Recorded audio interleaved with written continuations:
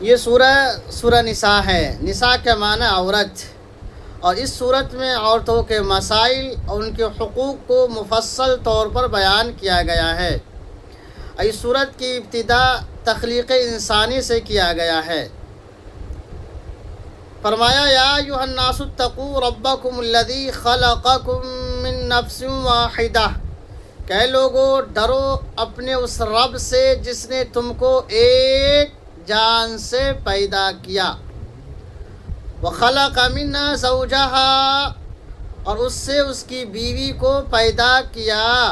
وَبَثَّ مِنْهُمَا رِجَالًا كَثِيرًا وَنِسَاءً، اور ان دونوں سے بہت سے مردوں اور عورتوں کو پیدا کیا۔ وَاتَّقُوا اللَّهَ الَّذِي تَسَاءَلُونَ بِهِ وَالْأَرْحَامَ، اور ڈرو اس اللہ سے جس کے نام سے تم ایک دوسرے سے مانگتے ہو، اور رشتے ناطے توڑنے سے بھی ڈرو۔ ان اللہ کان علیکم رقیبا، اللہ تبارک و تعالی تم پر نگراں ہے۔ ایک جان سے مراد آدم علیہ السلام ہیں، جس کو اللہ تبارک و تعالی نے خود اپنے ہاتھوں سے پیدا فرمایا۔ اس کے بعد آدم علیہ السلام کی پسلی سے ان کی بیوی اما حوا علیہ السلام کو پیدا فرمایا۔ پھر انہی دونوں سے پوری انسانیت کو اللہ تبارک و تعالیٰ نے پیدا فرمایا۔ اسی کو فرمایا وَبَثَّ مِنْهُمَا رِجَالًا كَثِيرًا وَنِسَاءً، کہ ان دونوں سے بہت سے مردوں عورتوں کو اللہ نے پیدا فرمایا۔ یہ وہی صورت ہے جو نکاح کے وقت پڑھی جاتی ہے، اس کی چند آیتیں پڑھی جاتی ہیں، یہ بھی آپ کو یاد ہوگا۔ تو معلوم ہوا کہ آدم نبینا علیہ السلام اور اما حوا علیہ السلام سے پوری انسانیت کو اللہ تبارک و تعالیٰ نے پیدا فرمایا ہے۔ وَآتُوا الْيَتَامَى أَمْوَالَهُمْ وَلَا تَتَبَدَّلُوا الْخَبِيثَ بِالطَّيِّبِ، اب اس آیت میں یتیموں کے مال کے متعلق فرمایا جا رہا ہے۔ وَآتُوا الْيَتَامَى أَمْوَالَهُمْ وَلَا تَتَبَدَّلُوا الْخَبِيثَ بِالطَّيِّبِ، کہ یتیموں کے مال کو مت لو اور پاک مال سے ناپاک کو مت ملاؤ۔ وَلَا تَتَبَدَّلُوا الْخَبِيثَ بِالطَّيِّبِ، اور ناپاک مال کو پاک سے مت ملاؤ۔ وَلَا تَأْكُلُوا أَمْوَالَهُمْ إِلَىٰ أَمْوَالِكُمْ، اور نہ ہی ان کے مال کو اپنے مال میں ملا کر کے کھاؤ۔ إِنَّهُ كَانَ حُوبًا كَبِيرًا، یہ بہت بڑا گناہ ہے۔ اللہ تبارک و تعالیٰ یتیموں کے مالوں کی حفاظت فرما رہا ہے کہ اس کے مال کو نہ ہی اپنے مال میں ملا کر کے کھانا ہے۔ اگر ایسا کوئی کرتا ہے تو یہ بہت بڑا گناہ ہے، اور فرمایا کہ پاک مال سے ناپاک کو مت ملاؤ، یعنی اس کی مال کی حفاظت مقصود ہے۔ وَإِنْ خِفْتُمْ أَلَّا تُقْسِطُوا فِي الْيَتَامَى فَانكِحُوا مَا طَابَ لَكُم مِّنَ النِّسَاءِ مَثْنَىٰ وَثُلَاثَ وَرُبَاعَ، اور اگر تمہیں خوف ہو کہ یتیموں کے ساتھ تم انصاف نہیں کر پاؤ گے تو آزاد عورتوں میں سے جو پسند آ جائیں، 2 شادی کر لو، 3 شادی کر لو، 4 شادی کر لو۔ زمانہ جاہلیت میں یا اسلام سے قبل یہ ہوا کرتا تھا کہ کسی کی کفالت و پرورش میں یتیم بچیاں رہا کرتی تھی، اس کے پاس روپے زیادہ ہوا کرتے تھے یا زیادہ خوبصورت ہوا کرتی تھی، تو اس کا آقا یا اس کی پرورش کرنے والا مالک اس سے نکاح کر لیا کرتا تھا، شادی کر لیا کرتا تھا۔ لیکن جو بیوی والا حق ہے، جو انصاف ہے، وہ انصاف اس کے ساتھ نہیں کیا کرتا تھا، حق مہر وغیرہ ادا نہیں کرتا تھا۔ قرآن کہہ رہا جب تم نے اس سے نکاح کر لیا ہے، جب تم نے اس سے شادی کر لی ہے، بیوی بنا لیا ہے، تو ایک آزاد عورت سے شادی کرنے کا جس طرح تم پہ حق ہو جاتا ہے، اسی طرح اس عورت کا بھی تم پہ حق ہے، اس کے ساتھ انصاف کرو۔ اگر تم اس کے ساتھ انصاف نہیں کرتے تو اس سے نکاح مت کرو، یہ قرآن کہہ رہا ہے۔ اسی کا ذکر ہے کہ وَإِنْ خِفْتُمْ أَلَّا تُقْسِطُوا فِي الْيَتَامَىٰ فَانكِحُوا مَا طَابَ لَكُم مِّنَ النِّسَاءِ مَثْنَىٰ وَثُلَاثَ وَرُبَاعَ، اگر یتیموں کے ساتھ تم انصاف نہیں کر سکتے تو آزاد عورتوں میں سے جو تمہیں پسند آ جائے اسے 2 کر کے شادی کر لو، 3 شادیاں کر لو یا 4 شادی کر سکتے ہو۔ فَإِنْ خِفْتُمْ أَلَّا تَعْدِلُوا فَوَاحِدَةً أَوْ مَا مَلَكَتْ أَيْمَانُكُمْ، اگر تمہیں خوف ہو کہ ایک کی ہی جانب تمہاری رغبت رہے گی، مثلا تم نے 3 شادی کر لی لیکن ایک کی جانب تمہاری رغبت ہے، باقی 2 کی جانب تمہاری رغبت نہیں ہے، اس کے ساتھ انصاف نہیں کر سکتے تو ایک ہی شادی کرنی ہے۔ قرآن یہ کہہ رہا ہے فَإِنْ خِفْتُمْ أَلَّا تَعْدِلُوا فَوَاحِدَةً، اگر تمہیں خوف ہو کہ تم ایک ہی کی جانب جھکے رہو گے تو او ما ملکت ایمانکم، تو تمہارے لیے تمہاری لونڈی کافی ہے۔ ذَلِكَ أَدْنَىٰ أَلَّا تَعُولُوا، یہ بات اس بات کے قریب ہے کہ تم ظلم نہ کرو، یہ بات اس بات کے قریب ہے کہ تم ظالم مت بنو۔ وَآتُوا النِّسَاءَ صَدُقَاتِهِنَّ نِحْلَةً، اور تم اپنی بیویوں کی مہر کو خوش دلی سے ادا کر دو۔ قرآن کہہ رہا ہے کہ وَآتُوا النِّسَاءَ صَدُقَاتِهِنَّ نِحْلَةً، کہ تم اپنی بیویوں کی مہر کو خوش دلی سے ادا کر دو، لیکن آج ہمارا معاشرہ اس کے الٹا کر رہا ہے کہ مہر ادا نہیں کرتا، زبردستی اس سے معاف کروا لیتا ہے، کہتا ہے کہ معاف کر دو، زندگی بھر ادا نہیں کرتا ہے، جب مرنے لگتا ہے تو کہتا ہے، محلے کی عورتیں مل کر کے پوچھتی ہیں اگر بیوی زندہ ہے، کہتی ہے کیا تم نے اس کی مہر ادا کر دی؟ تو وہ اگر ادا نہیں کیا ہوتا تو کہتا ہے کہ تو نے اس کی مہر کو معاف کر دی، وہ کہتی نہیں، تو عورتیں کہتی ہے کہ معاف کر دے۔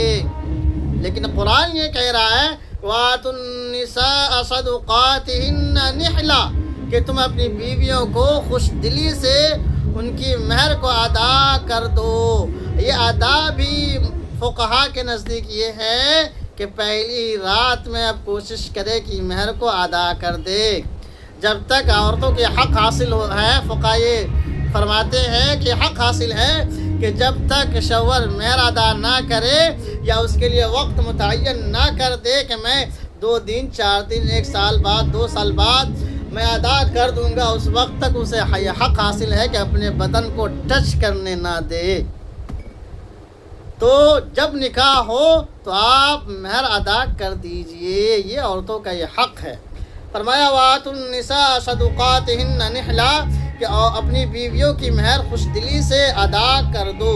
فَإِن طِبْنَ لَكُمْ عَن شَيْءٍ مِّنْهُ نَفْسًا فَكُلُوهُ هَنِيًّا مَرِيئًا، اور اگر وہ خوش ہو کر کے خود وہ اگر مہر معاف کر دے اس میں سے کچھ حصہ، فَكُلُوهُ هَنِيًّا مَرِيئًا، تو مزے سے کھاؤ۔ اگر وہ خود ہی اپنے آپ سے خوش ہو کر کے اس میں سے کچھ حصہ معاف کر دے تو آپ اسے کھائیے، مزے لے کر کے کھائیے۔ وَلَا تُؤْتُوا السُّفَهَاءَ أَمْوَالَكُمُ الَّتِي جَعَلَ اللَّهُ لَكُمْ قِيَامًا وَارْزُقُوهُمْ فِيهَا وَاكْسُوهُمْ وَقُولُوا لَهُمْ قَوْلًا مَّعْرُوفًا، اور تم اپنا مال نا سمجھ کو مت دے دو جس کو اللہ تبارک و تعالیٰ نے تمہارے لیے سرمایہ بنایا ہے۔ وَارْزُقُوهُمْ، انہیں کھلاؤ، وَاكْسُوهُمْ، انہیں پہناؤ، وَقُولُوا لَهُمْ قَوْلًا مَّعْرُوفًا، ان سے بھلی بات کہو۔ یعنی کوئی یتیم ابھی نا سمجھ ہے آپ کے پاس پرورش پا رہا ہے تو اس کے مال کو اس کو مت سپرد کر دو، اپنے پاس رہنے دو، ان میں سے اس کو کھلاؤ بھی اور اس کے لیے کپڑے کا بھی انتظام کرو، پڑھائی لکھائی کا بھی انتظام کرو۔ وَقُولُوا لَهُمْ قَوْلًا مَّعْرُوفًا، اور بھلی بات کہتے رہو، سمجھاتے رہو، جب وہ عقل مند ہو جائے تب اس کا مال اس کے سپرد کرنا ہے۔ قرآن کی اگلی آیت میں اس بات کا ذکر کیا جا رہا ہے وَابْتَلُوا الْيَتَامَىٰ حَتَّىٰ إِذَا بَلَغُوا النِّكَاحَ، اور یتیموں کو جانچتے پرکھتے رہا کرو یہاں تک کہ وہ بالغ ہو جائے۔ وابتلوا الیتاما، یتیموں کو جانچتے رہا کرو، حتیٰ اذا بلغوا النکاح، یہاں تک کہ وہ نکاح کی عمر کو پہنچ جائیں، یعنی جب بالغ ہو جائیں اور اپنے مال میں خرچ کرنے، صحیح اور غلط کا خود بخود فیصلہ کرنے والا ہو جائیں، تو اب اسے اتنا سمجھ آ چکی ہے کہ اسے اس کا مال دے دیا جائے۔ فَإِنْ آنَسْتُم مِّنْهُمْ رُشْدًا فَادْفَعُوا إِلَيْهِمْ أَمْوَالَهُمْ، اگر تمہیں اس بات کا احساس ہو جائے کہ اب وہ بڑا ہو گیا ہے تو ان کا مال انہیں دے دو۔ وَلَا تَأْكُلُوهَا إِسْرَافًا وَبِدَارًا أَن يَكْبَرُوا، اور اس کا مال فضول خرچی میں مت برباد کرو، اور نہ ہی جلدی جلدی کر کے کھا لو اس کے بڑے ہونے کے ڈر سے۔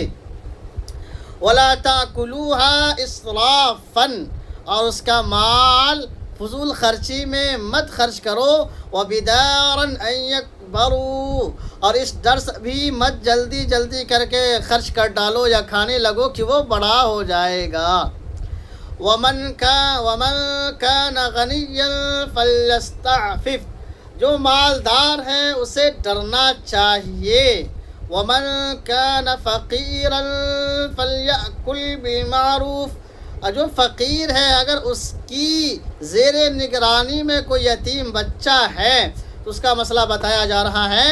وَمَنْ كَانَ فَقِيرًا فَلْيَأْكُلْ بِالْمَعْرُوفِ، اگر فقیر ہے تو بھلائی کے ساتھ مال کو کھانا چاہیے، یعنی جہاں پہ 10 روپے خرچ کرنا ہو وہاں پہ آپ 8 روپے خرچہ کیجئے، ایسا نہ ہو کہ 10 روپے جہاں پہ خرچ کرنا ہو وہاں 20 روپے خرچہ کر رہے ہیں تاکہ یتیم کو مال کو ختم کر دیا جائے۔ اسی کو فرمایا کہ اگر یتیموں کی کفالت کرنے والا فقیر ہے تو اسے چاہیے کہ بھلائی کے ساتھ مال کو خرچ کرے یا کھائے۔ فَإِذَا دَفَعْتُمْ إِلَيْهِمْ أَمْوَالَهُمْ فَأَشْهِدُوا عَلَيْهِمْ، جب تم ان کا مال ان کو دو، فَأَشْهِدُوا عَلَيْهِمْ، تو گواہ بنا لو۔ وَكَفَى بِاللَّهِ حَسِيبًا، اللہ تبارک و تعالی بطور حساب کافی ہے۔ لِلرِّجَالِ نَصِيبٌ مِّمَّا تَرَكَ الْوَالِدَانِ وَالْأَقْرَبُونَ، اور مردوں کے لیے بھی ایک حصہ ہے جو ان کے ماں باپ اور رشتہ داروں نے چھوڑا ہے۔ وَلِلنِّسَاءِ نَصِيبٌ مِّمَّا تَرَكَ الْوَالِدَانِ وَالْأَقْرَبُونَ مِمَّا قَلَّ مِنْهُ أَوْ كَثُرَ، اور عورتوں کے لیے بھی ایک حصہ ہے جو ان کے ماں باپ اور قریبی رشتہ داروں نے چھوڑا ہے، اگرچہ وہ تھوڑا ہی کیوں نہ ہو یا زیادہ ہو۔ نصیبا مفروضا، یہ حصہ مقرر ہے۔ وَإِذَا حَضَرَ الْقِسْمَةَ أُولُو الْقُرْبَى وَالْيَتَامَى وَالْمَسَاكِينُ فَارْزُقُوهُم مِّنْهُ، جب حصہ تقسیم کرتے وقت قریبی رشتہ دار آ جائے، یتیم آ جائے، مسکین آ جائے، فَارْزُقُوهُم مِّنْهُ، تو ان میں سے ان کو بھی دے دو۔ وَقُولُوا لَهُمْ قَوْلًا مَّعْرُوفًا، اور ان سے بھلی اور اچھی بات کہو۔ وَلْيَخْشَ الَّذِينَ لَوْ تَرَكُوا مِنْ خَلْفِهِمْ ذُرِّيَّةً ضِعَافًا خَافُوا عَلَيْهِمْ، اور ڈرو اس بات سے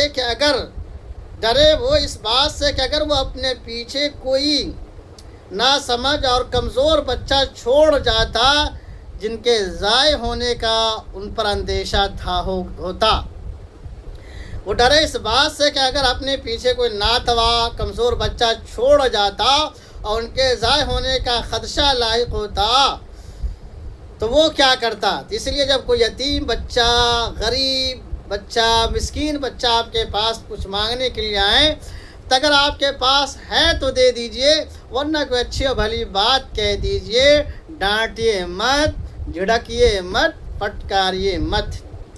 اس سلسلے میں ایک ویڈیو ضرور ریکارڈ کروں گا کہ پیشہ ور فقیروں کو دینا کیسا ہے، انشاءاللہ بہت جلد اس سلسلے میں ایک ویڈیو میں ریکارڈ کروں گا۔ فَلْيَتَّقُوا اللَّهَ وَلْيَقُولُوا قَوْلًا سَدِيدًا، چاہیے کہ وہ اللہ سے ڈرے اور درست بات کہے، صحیح بات کہے۔ ان الذين يأكلون اموال اليتامى ظلما انما يأكلون في بطونهم نارا، یقیناً وہ لوگ جو یتیموں کے مال کو کھاتے ہیں وہ اپنے پیٹ میں آگ کو بھر رہے ہیں۔ جو یتیموں کے مال کو کھاتے ہیں وہ اپنے پیٹ میں آگ کو بھر رہے ہیں۔ وَسَيَصْلَوْنَ سَعِيرًا، اور وہ سب کے سب عنقریب جہنم میں داخل ہوں گے۔